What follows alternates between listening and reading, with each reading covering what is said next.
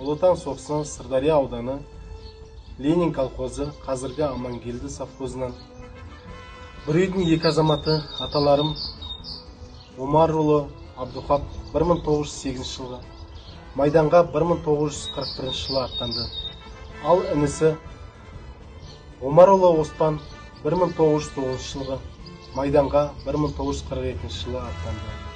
Олар соғысқа кеткеннен кейін хабарсыз кеткен. Омарұлы Оспанның немересі анам Оспанова Амина іздеу салып, 10 шақты жылдардан кейін Великий Луки қаласынан 2018 жылы хабар келді.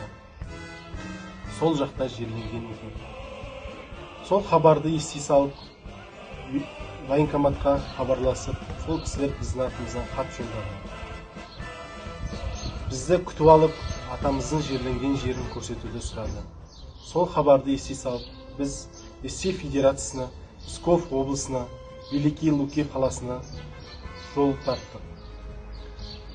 Ол жақта бізді военкомат басшысы күтіп алды. Ол бізді Молоди деревнясына, Братская могилаға алып барып, атамыздың жерленген жерін көрсетті. Біз ол жерге өз оғымызды қойып, барымызды бағыштадық.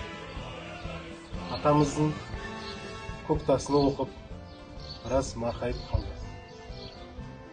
Атамызды көрмесек те, қасында бір сәт болса да болды.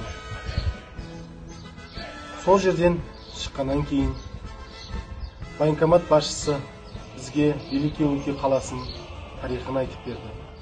Ол жер 9 жолдың торабы болған екен. Маршал Жуковтың айтуы бойынша кіші Сталинград атанған екен. Ол жерде жауынгерлер біраз қаза тапқан. Олардың ішінде біздің жауынгерлеріміз Алия Молдағұлова, Маншүк Мамедова да жерленген екен. Ол жерде біраз бейіттерді көріп, біраз жауынгерлердің бейітін көріп, қалай шайқасқандарын естіп, Ұлы Отан соғысын бір бөлігін көргендей болды. Содан кейін елге оралып, аталарымыздың атынан ас бердік.